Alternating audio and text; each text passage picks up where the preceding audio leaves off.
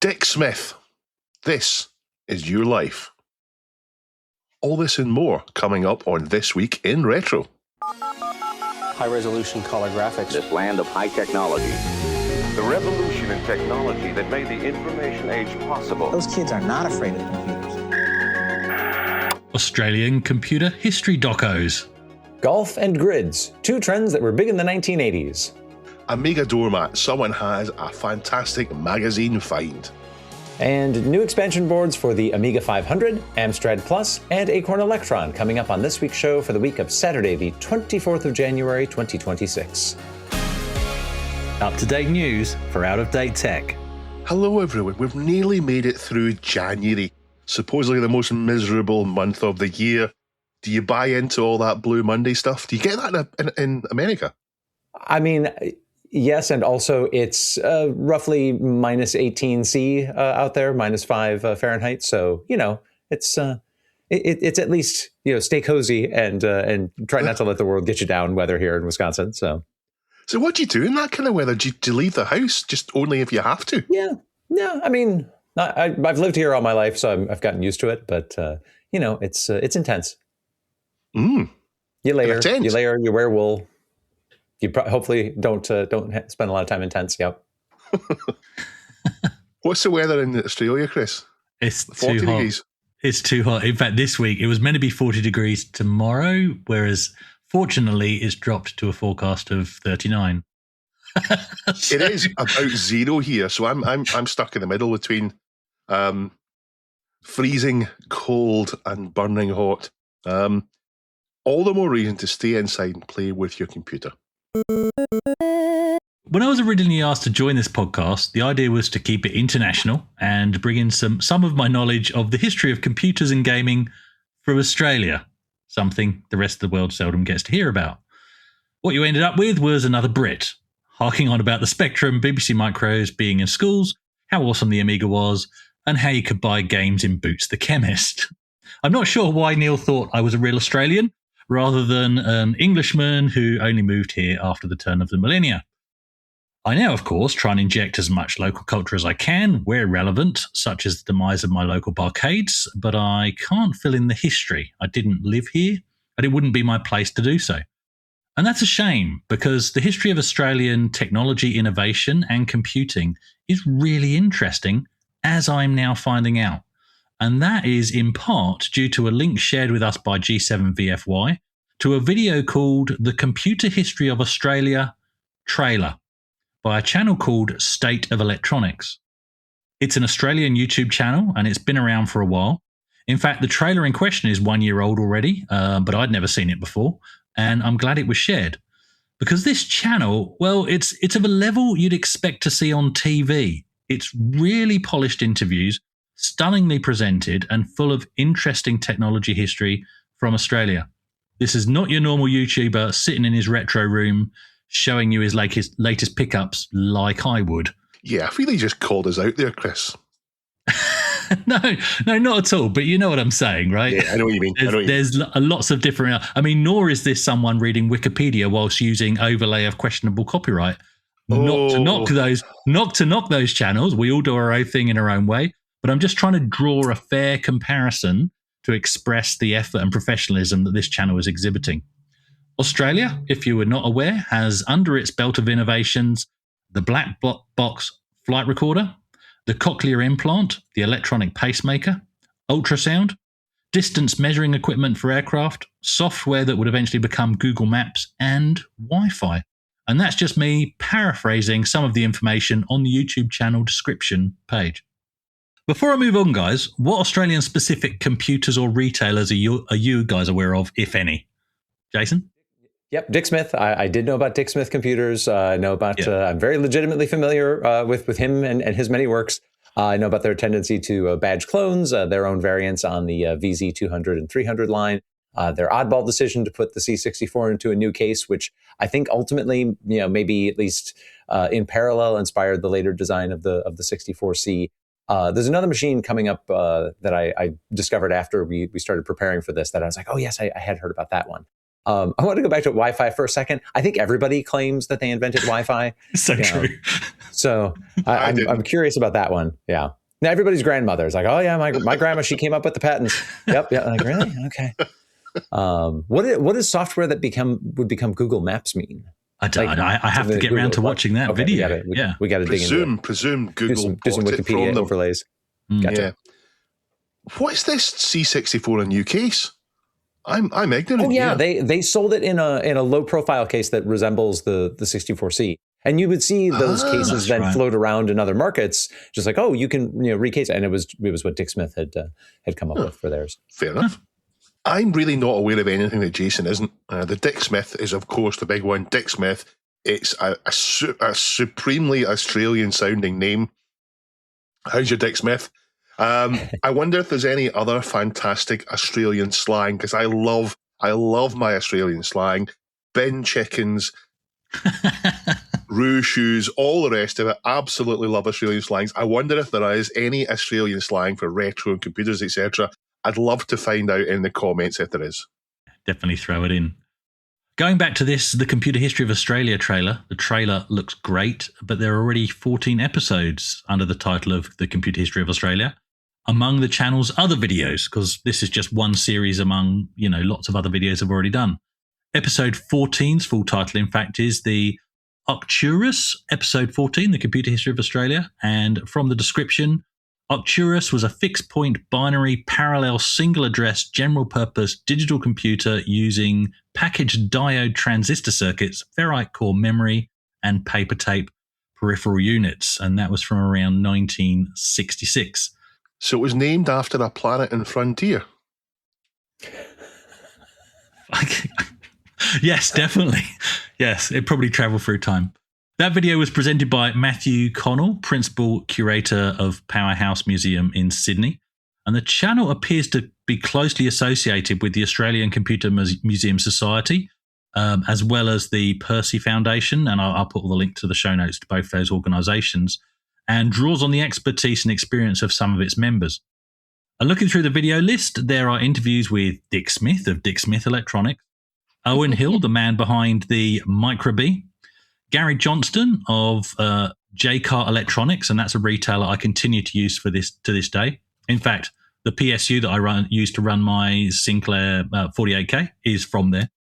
Also videos covering things like the KDF-9, Nimbus and Nimbus 2, Snowcom, ADA, UteCom, I'm sure that's not about a Ford Falcon, and Celiac, and many more. And I'm not going to pretend to be an expert in any of those. These are all very old computer systems, and I need to catch up with watching these videos.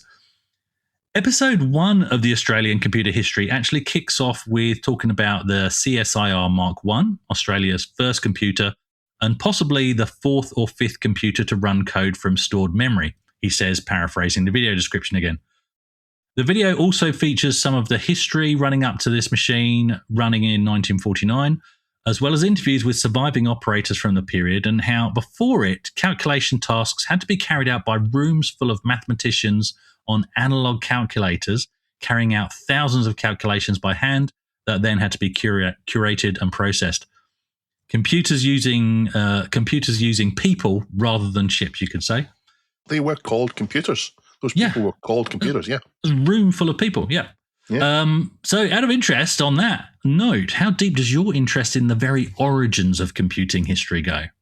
Yeah, I mean, it's always fascinating, and I'm glad that we're finally catching up on the existence of this channel, because, to your point, I'm surprised that we haven't covered any of their videos before, which are, very lavishly produced, very nice work. I have to admit that my child of the 1980s brain sometimes flails at some of this stuff that predates integrated circuits and that kind of relatively narrow range of CPU architectures that became dominant. Like recently on the Retro Adventurers, we were talking about the original mainframe version of Zork and how certain design decisions were made because its host mainframe had a 36-bit architecture. And my brain just kind of goes like, wait, what? It's not a multiple of 8? I don't, how and why and what? Huh?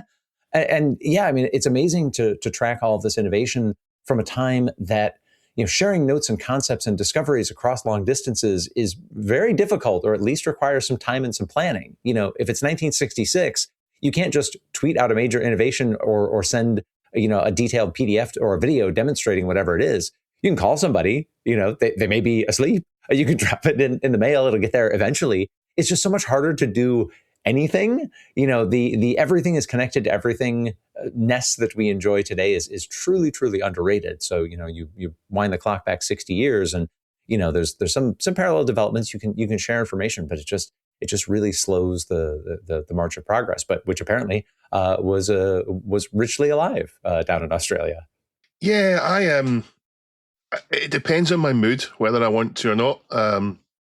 Retro is a big world, and I'm not always interested in all aspects of it. Sometimes I'm into text adventures. Sometimes I'm not. Sometimes I'm into these older things, and sometimes I'm not. But when I am, there's a particular podcast that I listen to that is exceptionally good called The Advent of Computing. And when I'm in the mood for that, I will listen to loads and loads of episodes of that. It's amazing that I keep hearing that we've invented things at least twice. You hear about something we invented in the 60s and then forgot about and then reinvented in the 80s or 90s. I mean, obviously there's the Xerox PARC, such an amazing examples there all the time of that. But it's not the only time it's happened. There's so many things that were invented on mainframes and then reinvented later. So it's worthwhile listening just for that. But yeah, it's fascinating when the mood for it. Absolutely amazing. This sounds like a great series of things to watch. I imagine you're going to watch it now, Chris, so I'll be interested to hear in future episodes what you think about it. Yeah, definitely. And as you were talking there, I'm thinking this is almost like a subgenre. It's not really retro, is it? It's historic. I think that would be the right word. It's historic computing. That a lot of the stuff comes under. Let's be careful not to gatekeep that, because if we're going to say that for people that think that 2006 stuff is retro, are we going to say it's up to them to say it's retro? Someone could be saying 1960 stuff is retro, and I don't want to take that away from them. True. Yeah, I was just trying to give it a bit more weight and kudos, for me and you, for the two of us, or three of us, maybe it's more than retro. Maybe it goes far beyond what we, as Jason said, it's far beyond what our Ken was. I'm willing to entertain the thought, though, that something might fall more into the category of historic computing if you say can't plug it into household power, need a team of people to turn it on. Yeah, that may be where retro and historic have come wider. Plenty of 80s stuff you shouldn't plug into household power. Yeah, so true. But we do anyway. We're not talking about capacitors and voltage. We're talking about like, oh no, you don't have the lines to support this. You're gonna need a team. Yeah. You're gonna need an extra cooling unit. That's what I mean. Yeah, true. Well, I do have a lot of catching up to do. I do want to watch lots of videos that have popped up on this channel. I've reached out to this channel actually via their email address, but I've not heard back. So if anyone in Australia knows who actually puts the hard yards into making these stunning videos, please let them know that we've reached out for comment, and because I'm happy to do an update in a future episode. It's a stunning channel. It should be on TV or DVD or streaming services, but it's on YouTube for free, and that's fantastic. And I think everybody that's interested in our podcast will find something of interest on this channel as well, and maybe just learn a little bit about how Australia contributed to the digital world we now take for granted all those years ago and into the modern era. Hey guys, what's Britain's best-selling tech history magazine? Is it Pixel Addict? Oh, it must be. Oh, I think it might be. Yeah, it's Pixel Addict. You can also get it in the United States of America and Australia.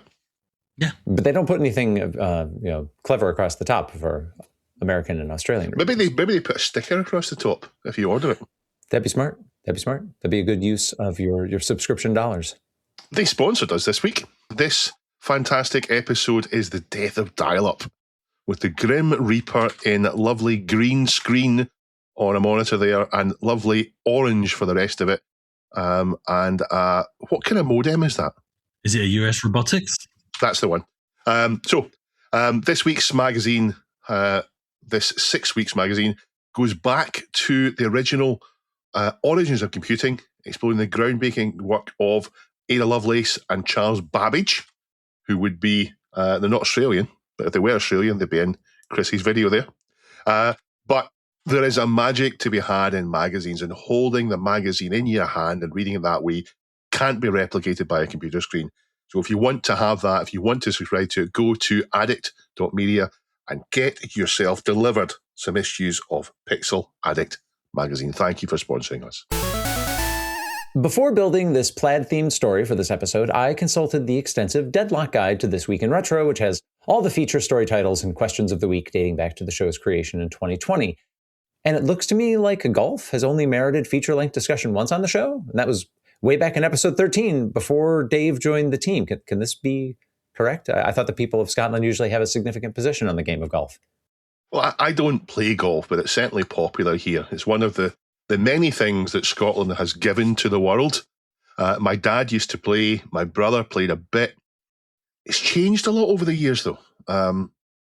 Over the last 30 years, golf in Scotland has gone through quite a big change. Golf membership, golf club membership. I'm a member of the golf club. That type of thing has fallen right down. The traditional model of being a member in order to play is under threat, but there's still loads of golf actually being played. So it supposedly hasn't affected the amount of golf being played, just the way that we do it. But there's been a comeback since the pandemic. So there's been a kind of resurgence in golf club membership since the pandemic. So I don't know, maybe it's all healing itself up. But yeah, golf is a big thing here. Huge thing. Loads of tourists come to Scotland just to play golf. There's golf clubs everywhere. It's the ideal country for it, of course, where apart from the Highlands, we're mostly flat and we're temperate and all the rest of it. It's not -20, nor is it 40 degrees. See, people, we had all of this golf knowledge that was built up, just waiting to be released. And I mention all of this because Robert Crowther pointed us to a new video from the C64 Appreciation Society YouTube channel on the story of Leaderboard Golf, the Commodore 64 game that changed golf sims. At just 16 minutes, it's a brisk watch, and it revisits the earlier history of kind of top-down or hybrid perspective games, which dominated the early 8-bit console age. The kind of weird hacking overhead at the ball in Atari 2600 Golf is something to behold. And then it moves on to getting into a capsule history of Access Software, which is an outfit that I think gets overlooked when we talk about the top game publishers of the 1980s, even though some of their individual games, including but not limited to Leaderboard, are fondly remembered. Access, to me, was one of the first early companies to really do a lot of different things well. They had some standout genre-shaping titles in multiple categories. Like their multi-event action games, like the two Beachhead titles, Raid Over Moscow, they really crammed a lot of gameplay into those early machines, but rather than just continuing to work that action-adventure mine, action-arcade mine, I should say, they branched out into some really excellent sports games. So 10th Frame Bowling predates Leaderboard by just a little bit, and they do a terrific job capturing the look and feel of playing a game, right down to the action of the automatic pin setter, realistic-looking collisions between the pins, a skill-based control mechanism that rewards both appreciating the physics in terms of like where you position the bowler, how you aim the shot, and a button timing element of hitting your button at the right times to achieve the desired hook or straight shot. And Leaderboard built on this by taking those control mechanics out of the confines of a bowling alley and into the great outdoors of the golf course. One of the keys to Leaderboard Golf looking as good as it does for a 1986 release is rotoscoping, which is a fancy term for creating realistic-looking movement in animation by tracing individual frames of somebody, really doing the motion in question, usually that's been captured on film. So these rotoscope sportsmen sit somewhere in between the other two highlights of video game rotoscoping. There's Karateka on the earlier side, Prince of Persia on the later side, both of which are by This Week in Reddit subreddit poster Jordan Mechner. So you view your golfer in the third-person perspective in Leaderboard from a reasonable distance behind him. The span of the course stretches out in front of him and is rendered on the fly with water, sand traps, wind, your own inaccuracies and poor club selections to overcome, and in later editions, even inconveniently placed trees to contend with. And note that I say on the fly rather than in real time. It is not a speed demon on its base original Commodore 64 platform, but, golf is a game of deliberation after all, and Leaderboard and its add-on course packs and enhanced editions sold a lot of copies and put Access on course, no pun intended, to continue golf game dominance for a few more years with the Lynx games for the 16 and 32-bit platforms. Now, I did, in fact, play tons and tons of Leaderboard on the C64 because even though the scenery draw sequence was not fast, and even though I've almost never swung more than a putter in earnest, it was a fun and engaging test of skill and mastery. The other golf game that I can think of that I can say I played on any sort of serious level was Mario Golf for the Game Boy Color. And I know I got the GBC itself while I was writing for the Chicago Tribune as a review unit when it was coming out. And I think Mario Golf was one of the things they sent along with the review model. I can't even remember if it was the GBC pack-in or not. But either way, it really hooked me. And I do remember enjoying the coloration modes available to classic Game Boy titles as well, which and I'm off on a Game Boy tangent here, but I do remember liking the GBC a lot more than the first gen Game Boy Advance, which I believe I got as a gift, but was always extremely frustrated by from a screen visibility standpoint. Anyway, enough Game Boy. I also had no idea before watching this video that all of the indoor golf simulations that you can play today at various facilities are from a company called True Golf. And True Golf comes out of Access being acquired by Microsoft back in 1999 and being then spun out as this True Golf thing.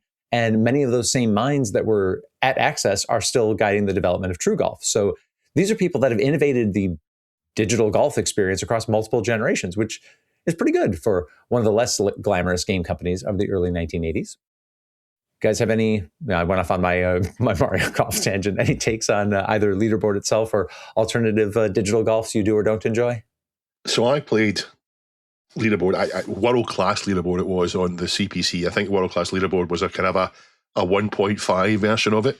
Quite sure there. But that's what I played in the Amstrad CPC. And in many ways, it was the perfect game for the Amstrad CPC because unlike the Commodore 64, the Amstrad CPC is not very good at shifting things around the screen.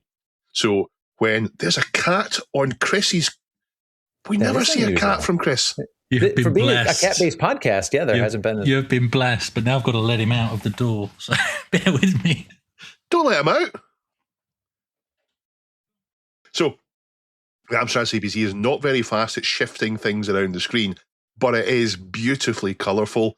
And it has the graphics in the Amstrad CPC are fantastic. So leaderboard in this looked amazing, and I love playing it. And despite not playing golf, leaderboard and later Lynx 386 on my PC, I played those more than any other sports simulation games by a long margin. And I don't know why. Maybe they're just so peaceful. It's great to play them. I did play Football Manager, but it's not the same thing. But yeah, these are great. I played leaderboard on the Spectrum as part of the Solid Gold pack, and it's pretty much the only golf game, other than things like Zany Golf, that doesn't count. It's more like mini putt. But other than leaderboard and Wii Golf, much later, obviously, decades later, there's pretty much the only golf games I've ever played because golf really isn't my thing. I have played it. I'm not very good at it. I don't like it. And obviously I wasn't into golf back then as a teenager other than mini putt down at Hastings. But leaderboard was just so playable and you didn't have to be into golf to enjoy it. That's my take on it. It's intuitive. Yeah, it was intuitive. You got how to play it right away other than, I mean, if you look at some of the other sports simulations, they were impenetrable. And to your point, Dave, about, which machines are good at motion or whatever, just something to keep in mind generally is a lot of team sports inconveniently require putting, 22 players on the screen. So you can see why golf sims could take up, like, we've got one character, he does a thing that we do. It's got a small object we need to move. No messing around with, and then we can take 15 seconds for a frame. Yeah, either way you like your football, it's the kind of de facto setup is 11 guys on each side. So it's a little trickier. Baseball, you're going to have 10, 11, 12, 13 people. Yeah, it adds up. Anyway, moving on from plaid golf pants to the grid of the endlessly saturated horizon. Dave? I do need to say the word is played, and it's a garment of clothing or a blanket. It's not a pattern. Americans get that wrong. Oh. I thought it was a pattern too. I thought that described the pattern. A tartan is the pattern. But plaid is just a garment. It's the bit that goes over your shoulder, or you can have it as a blanket, but it's not the pattern. Yeah, there you go. All right. Moving on from checked golf pants to the grid of the endlessly saturated horizon. Subreddit user I Am Amiga pointed us to a video by the What's on Your Screen podcast called Sunsets and Grids. Why do they mean the 1980s? Published by creator Matt Watts. Watts seems interested in exploring the origins of tropes, in this case documenting just how and why those stock design elements of, as he puts it, quote, a grid composed of thin neon lines, apparently vanishing away into the distance where a neon sun is setting on the far horizon, with palm trees occasionally silhouetted against it, unquote, is, quote, shorthand for a bygone vision of the future and for the 1980s themselves.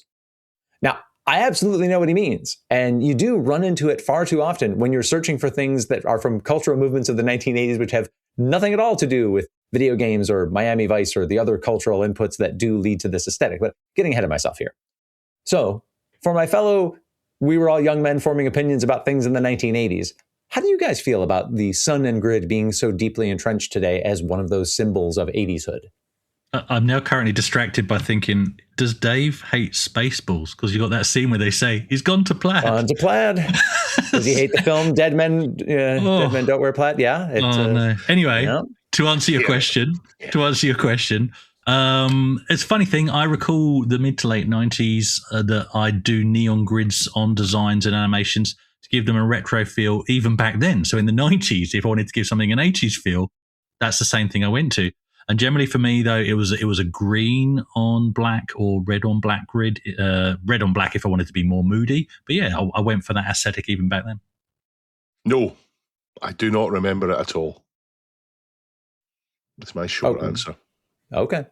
So I will admit, when I clicked through on the story, I was concerned that it was going to be just a 22-minute repudiation of the trope, as just provided by Dave here. It is not that, however, because it's a very thorough document and narrates a lot of different places where all of those distinct elements, the grid, the large setting sun, the garish colors, all were, a legit part of the culture.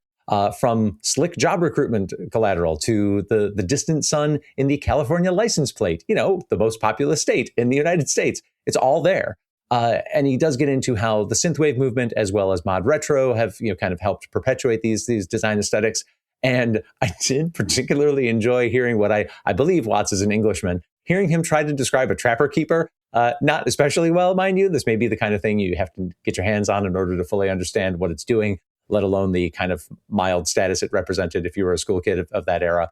Guys, is there a trapper keeper equivalent in the UK school experience? The closest I can rattle off the top of my head, even though generations are not quite the same. In the first season episode of Men Behaving Badly, the protagonists do compare notes about a treasured pencil case. So I had to Google what a trapper keeper is, and I saw it and I was underwhelmed. Sure. They are objectively underwhelming. Yeah, the things that we fixate on is super important, and then 10 years later we go, what on earth were we thinking? The Filofax is the only thing that I can think of.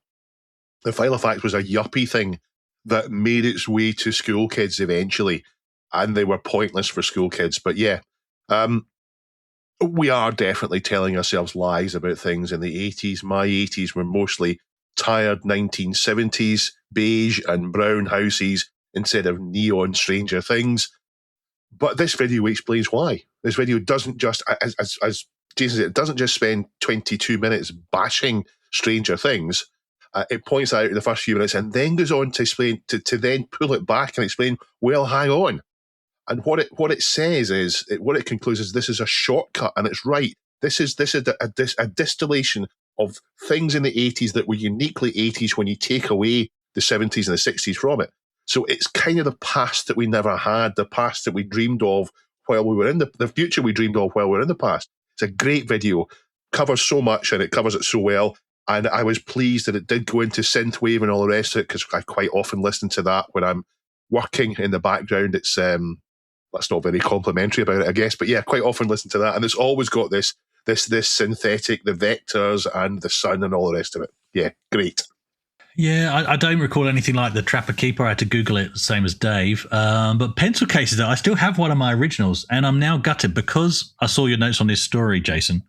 I thought, I know where that pencil case is. I have that as a prompt for the YouTube version, and I can't find it. So now I'm obsessed with where is this frigging pencil case? But it was none of the design elements we're talking about here. It's just a red pencil case, but it had graffiti all over it because that's what you did to your pencil case. It's now just a blur of graffiti. I can't even make out the names of any of the girls I recall being infatuated with. And I know what was in it last time I saw it was just a bunch of Allen keys. Some solder that I stole from high school was still in it. I still use that solder. And also a tack hammer. I did find that, a tack hammer that I made in Metal Shop. So there you go. Still got that. That still works to this day. But I can't find the freaking pencil case. But it is funny about it because I assumed that this would go the way of we've come up with this look and feel for what the 80s should be, and it wasn't that. And I do agree with what Dave just said. But elements were, even in the UK. So I remember Dayglow socks, they were a thing. Bright orange, bright green. Right. Yeah. I also remember Bermuda Triangle being, or Bermuda Shorts. Sorry, Bermuda Shorts. It was surfwear. Bermuda Triangle was also big in the 1980s, but maybe that's Yes, it was. Yeah, but it was Quicksand, the Bermuda Triangle. Oh, that's a different- But everybody was going to die of quicksand and disappear in the Bermuda Triangle. But no, there was this brand called Bermuda. I think it was just called Bermuda, and you had to have Bermuda shorts, and you had to have a Bermuda shorts T-shirt, which doesn't quite make sense. But it was all those bright garish purples and blues and whatever. We were wearing that in Britain. We weren't even anywhere near the beach, for goodness sake. And if we were, it was probably too cold to jump in, but we still wore that stuff because it was all part of the culture. And it was all those nice bright colours. And even if you were in the cold and you were into skiing, the Capri ski jackets, same thing, the bright greens, purples, blues. So it was a thing. It just wasn't as much as a thing as we make out it was, I think. Yeah. I'll give you like 15-second overview of a Trapper Keeper. It's like a 3-ring binder, but it's got wraparound vinyl and Velcro, because that was still cool. So you can also keep loose leaf paper and pens and stuff. It's basically just a cooler way to have a 3-ring binder, and it doesn't explode as much if you happen to drop it. That's the step. Anyway, a really interesting podcast. Again, kind of like Chris's Australian computer history video. Something I'm surprised we have not heard from Mr. Watts before. But as far as like this aesthetic surviving and kind of representing the tech infused 80s, at least it's not Mandelbrot sets. Give me the grid and the sun any day over weird Mandelbrot set demos. Sure, come at me on YouTube and Reddit and Discord and Blue Sky and Twitter about why Mandelbrot sets are great and I'm wrong. It's what I deserve. I love a Mandelbrot. I do love a Mandelbrot. I love to see it drawn on my Amstrad CPC 6128, frame by frame, painfully slow, like leaderboard golf. Choose up sides. Mandelbrot's yay or nay. Next week on This Week in Retro.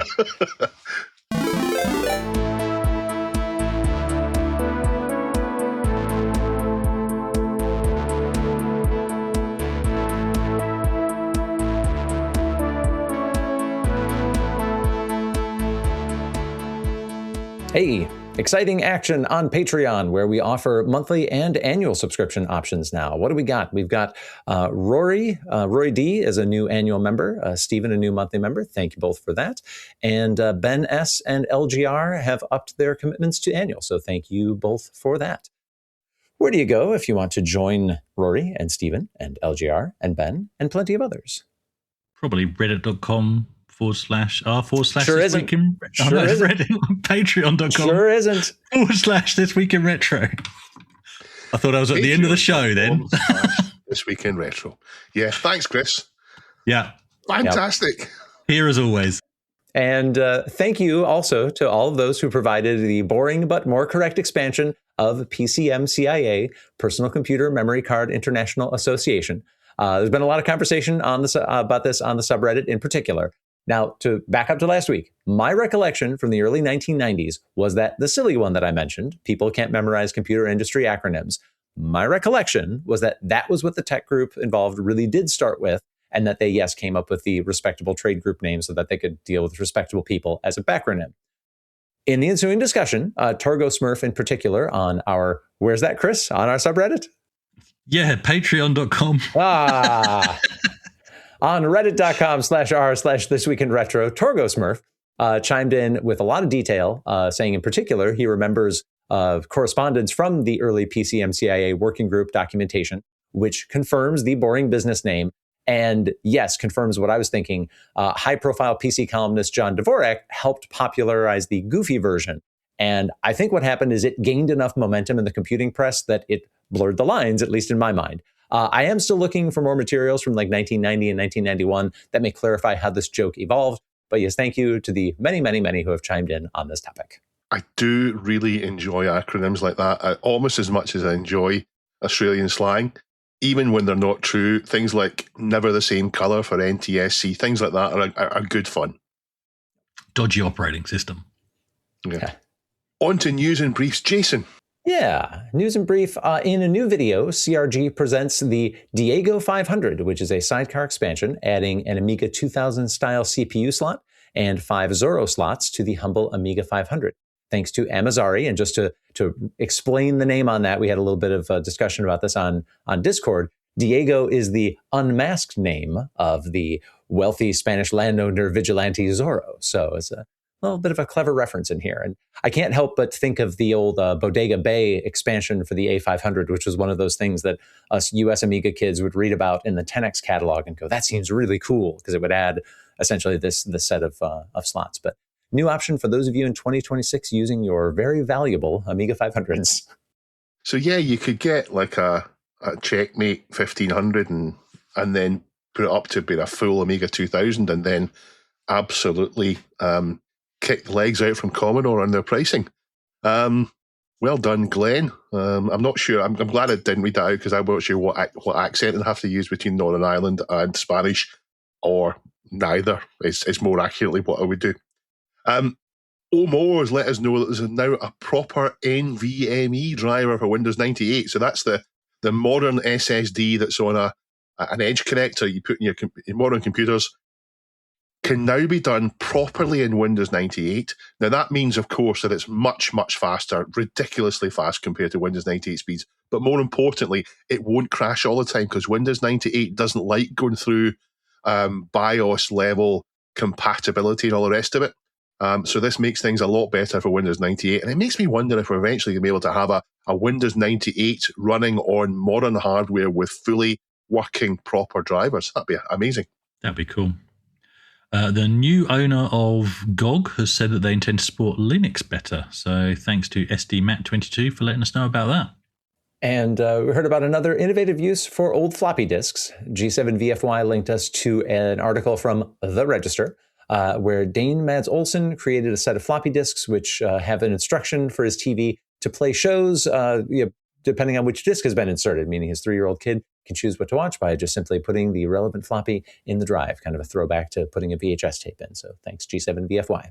Dopey Dragon Games links us to a video on the Nintendo Virtual Boy, which claims it's the fastest console ever. And it's kind of right, because it's based on how the display works, 38,400 LED flashes per second to do it. So 38,400 frames per second beats your 1995 Doom running at 15 frames a second. A BBC clip linked by Dr. Local tells us about the change from analog to digital TV, calling it 2002 the biggest change in TV history. And we're still reeling from the effects of everybody forcing that through on CRT technologies when flat panels were just around the corner and none of these standards make any sense, but we still do them anyway. There's another expansion, a fantastic Swiss Army knife type expansion for Micro. That's the +1 Mini for the Acorn Electron and the Elk, and is based on the Pi Pico, adding another to the long list of machines that has almost everything solved by a Pi class device. There's a new one coming out. It is a replacement for the C4 CPC. So the Amstrad Plus and the GX4000 had cartridge slots, and having a flash cartridge for that, so you could have several games on it, was solved by the C4 CPC, but they were unobtainium. I've got one, but they were just about unobtainium. You couldn't get hold of them. And now the same people behind the upcoming Pico CPC have come out with a replacement with the C4 CPC. It's just been announced, so it'll be available soon, and that will solve all the problems for GX4000. And hopefully it will be a kickstart for development of stuff on that, because it's such a powerful little machine if you know what you're doing with it. And lastly, EB Games New Zealand is shutting down, or in fact I think has just shut down. And there are rumours of some stores in Australia also closing. That's to be confirmed. But this is relevant as they've been supporting retro products, including, well, my pre-order for the A1200 is with EB Games Australia. So here's hoping they at least pull through. My thoughts do genuinely go to everyone in New Zealand who's just lost their dream job. Not even kidding. It's sad times indeed. And that was shared with us by Juicy Cow. Yeah, I hope you paid by credit card. Yeah, it's only the deposit, but yeah. Okay. Yeah.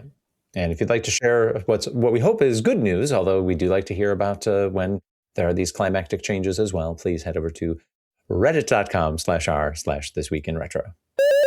It's been a while since we explained how this show works, and I thought I'd take the chance to do it now quickly.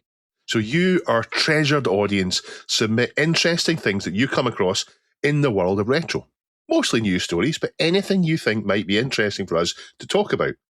And then you'll go onto Reddit, you'll press a little up and down arrow, so let us know what you're interested in. And then once a week, the three hosts will go in and choose a story that piques our interest, guided by what you have submitted and upvoted. And this week's top submission comes from Squirrel Excellent, and they've had a lucky find when they've been out jogging in Scotland's capital city, Edinburgh. Now, back when I was young, if you found a pile of magazines, you wouldn't want to take them home and have your mum find out what they were. It's a mystery why there were often so many piles of Bush magazines. Maybe they were held by young men who suddenly got a girlfriend, decided to get rid of what we called these jazz mags. But that's not what Squirrel found at all. It was a huge pile of around 35 Amiga Format magazines, which looks like just one Amiga Computing in the pile. And it was in the paper recycling pile. And the magazines run from 1992 to 1995. And if not strictly speaking the peak of the Amiga itself, then perhaps the peak of Amiga magazines when they were in their prime and selling the most. The Amiga in particular had a wonderful magazine culture. Although I didn't even buy Amiga Format myself, I did buy several ST Amiga Format magazines years before, when both the ST Format and Amiga Format were combined in one magazine before they went their separate ways. But what you got was once a month, a treat. You found out about games to buy, or in my case, obtain from the Barra's Market or friends, plus the vital thing, that cover disc with demos and some productivity software to play with briefly before going back to the games. In fact, Jason, this is one of your specialist subjects, Amiga magazines. Tell us your credentials. Well, as a reminder, yes, in addition to contributing to and then running the online Amiga Report magazine for a few years there, I was a regular contributor to CU Amiga up until they shut down, wrote a bit for Amiga Computing as well. So just in terms of like when you said, was this the peak of Amiga magazines?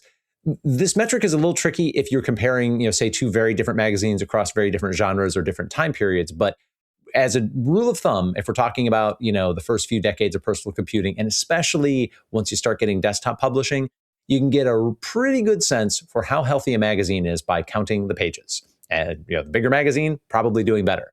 If there's two magazines serving the same market, the bigger one's probably doing better. If one starts shrinking, that one is definitely doing worse. And when all of them start shrinking, you need to start looking for a new specialty area, like if you're a young man who writes for a lot of Amiga magazines. You can, in fact, get a one-off special Amiga Format magazine today. It's been brought back for a special edition by our friends at Addict Magazine, which includes plenty, Chris is showing it up there, includes plenty of Amiga Format staff in this magazine, and includes a cover disc with a licensed copy of Xcopy. That's an optional extra. It's an optional extra. You can legitimately pirate games now. But it does raise the question, why was there a pile of magazines there? And the question is in two parts. Why is someone getting rid of them? But why now, 30 years later? Why have they been there for 30 years and then suddenly now they're getting rid of? And it makes me think that maybe they decided to take up too much space. But why wait 30 years? So solve the mystery, folks. What do you think? Why did they get rid of them now? And do you have a collection of magazines yourself? I'm kind of in the same position with a stash of car magazines, right? And they're possibly even some of them pushing 20 years old. And I'll probably just dump them when I realise I'm never going to read them again. Maybe I'll put them on Marketplace first and see if anybody wants them, whatever. But if nobody comes, it will be a space issue and the realisation that I'm never going to flick through them again. And because I don't care that much about, I like cars, but I don't care that much about these magazines. I don't see them as collectible. So I would probably quite happily dump them or recycle them, sorry. So maybe it's the same sort of thought process with this person that's getting rid of them. That's my thought is there's no attachment to them and they don't realise they're collectible. So they're like, out they go, recycle. That's what you do with old magazines. I wish I still had my Amiga Format magazines. I can't be bothered to recollect them all. I've collected, Amiga Format issue 3, which is where it all started for me. That's the key one. What does it say on the spine there? Wired for sound. Fantastic. But only because I've got so many memories attached to that particular one. Other than that, my original collection actually got ruined because I remember seeing advertised that you could get the binders But rather than buy the proper binder, I just used a binder that I happened to have, which meant to make them fit, I had to hole punch through the whole magazine. Long story short, I ruined my magazines to fit them into a binder. I didn't do it the proper way. I have done, I don't know if you can see over my shoulder here, I have started recollecting, because they're quite easy to get hold of, the discs. So the cover discs are quite, I don't know how many of those work, but they're quite easy to collect and quite nice to have again. And that's partially because the discs, and especially the game demos, sometimes they would entice you to buy the full price game, but often for me, the demo would be so good and so playable, you didn't feel the need to buy the full game. Like, I have memories, I think I either myself or one of my friends owned Xenon 2, but I'm not sure because I never got past level 1. So maybe I never played anything but the demo. It's quite possible. But yeah, I'm happy with the modern Amiga magazines. I've got every issue of Amiga Addict so far and many of Pixel Addict, of course.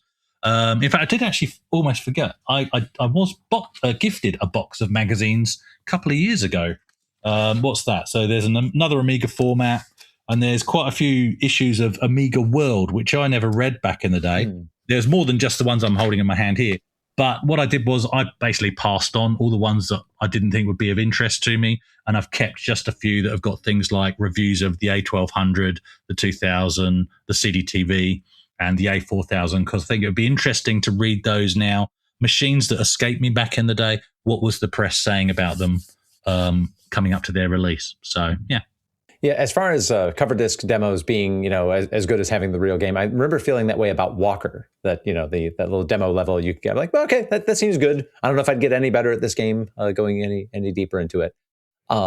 Something else that I think we've maybe talked about once in the past, I'm not sure, is that the cover disc thing didn't catch on here nearly as quickly or as prominently.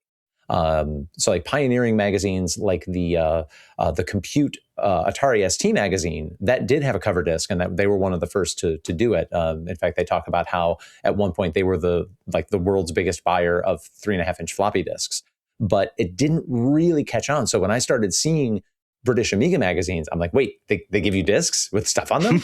I mean, it did make for a more expensive magazine, but it was interesting to see. Eventually we started getting into cover mount CDs here in the US, but the floppies, not so much. I mean, I guess I'll say it. The owner may have gone the way of all Flesh and all EB game stores. He may have died, and the people that were clearing things out didn't have use for Amiga magazines. Yeah. That's possible.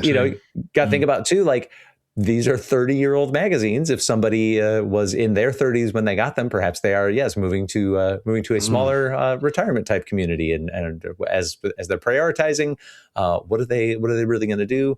Let's pass this along. So that does seem like a thing. But yeah, like I have a goodly amount of magazines. When I do visit that shelf in the basement, I do sort of glance. I'm like, am I really going to read this? Well, I'm not going to get rid of it. That's I always reach that dividing line of, well, I'm not going to ditch it, but do I pull them out and read them as often as I probably should? No. But very cool, Chris, that no, I'm sorry, very cool, Dave, that this person was there to rescue them and pass that along. Do you have a collection of magazines that feature Jason Compton? I have all of the CU Amigas for sure. I don't have every single publication that I ever wrote for, because a lot of my work, especially after the Amiga days, was for businessy magazines, and it wasn't necessarily something I didn't always get every copy. That sort of became that was iffy whether a publisher would send it. So I don't have everything, but I did try to keep. After about 2002 or so, I tried to keep everything, or at least the pages thereof. But for a while there, when I was writing for maybe 24 different publications in a year, and often multiple times for them, it kind of added up, and it was stuff that just didn't have a lot of shelf life after that. So short answer, no, but I do have a lot of my old writing, yes. Something that rather amused me about this find was that on every episode of Amiga Format, there's a little comment on the spine. In fact, Chris, you read out the comment in the spine there, and Captain Planet spotted that one of the comments on the spines of these magazines that Squirrel, excellent found. One of the comments was, nice one, Squirrel. So I thought that was very appropriate that you found a magazine with nice one, Squirrel on it. So thank you for submitting this little story. It's given us an excuse to talk about magazines. And if you do want that Amiga format one, if you want to go and get that, go to, where would you go to, Chris? You go to addict.media. Well done. Instant response. First time. Beautiful. Yeah, no editing needed. So on to the community question of the week. And we asked, what's your favourite era of Sega, or Sega? And let's go out of contest mode and see what the top answer is. Top answer is from Jeff Mendoza, and he says the early 90s. The Mega Drive was in its stride with loads of great games, and their early 3D arcades were excellent. Sonic 3 in the Mega Drive, Virtua Racing, and Sega Rally in the arcade. Nice. Very nice. Robert Crowther says the early 90s was peak Sega for me. I got a Game Gear for my 21st birthday and a Mega Drive with my own money. Fantastic. Happy Coding ZX moves off of the early 90s into the mid-90s when Sega were putting the Mega Drive hardware into anything they could think of. Was mental. It was almost like a can we put a Mega Drive into it version of Can It Play Doom? These use all the hardware. There might be more. I am not going to list all of these out, but he lists a variety of various branded. There was a JVC XI, Pioneer Laser Active Pack, on and on and on, lots of different things. It goes on to say, at one point I had almost all of these, but it's a rabbit hole I don't recommend. Yeah. There's a Lots of few interesting answers here, not all of which are anchored in the 90s. Fiskett has a good point, correcting us. We shouldn't be asking about eras of Sega. We should be asking about ages of Sega. Oh, true. Mm. Very clever. Very clever. Loads of good answers there. If you'd like to read the rest of the answers, or if you'd like to answer this week's question, which we're going to tell you in a minute, where would you go, Chris? Time to redeem yourself. You would actually definitely go to reddit.com/r/This Week in Retro. Thank you very much, Chris. You've saved the job. I think. On to the question of the week for this week. And Chris, what did we decide for this week? We decided, and it was actually Jason, Australian tech history now has a dedicated YouTube channel. What retro tech would you like to see covered by a lavish new doco? So there you go. Yeah. Head over to the Reddit. Give us your answers. Yeah. Thank you for joining us this week. We will be with you next week. I'm waving. I hope it's not metal waving. Waving. Dave's waving. That's fantastic sign off. We're all waving. Yeah. Goodbye. Yeah. Bye. Bye. Bye. Reddit.com/r/This Week in Retro. This Week in Retro was written and presented by Chris from 005 The Gamer, Jason from the Retro Adventurers, and Dave. It was edited by me, Duncan Stiles. The podcast version of the show is available through your favourite podcast app, including Apple Podcasts and Spotify. And the video version is available on the This Week in Retro YouTube channel.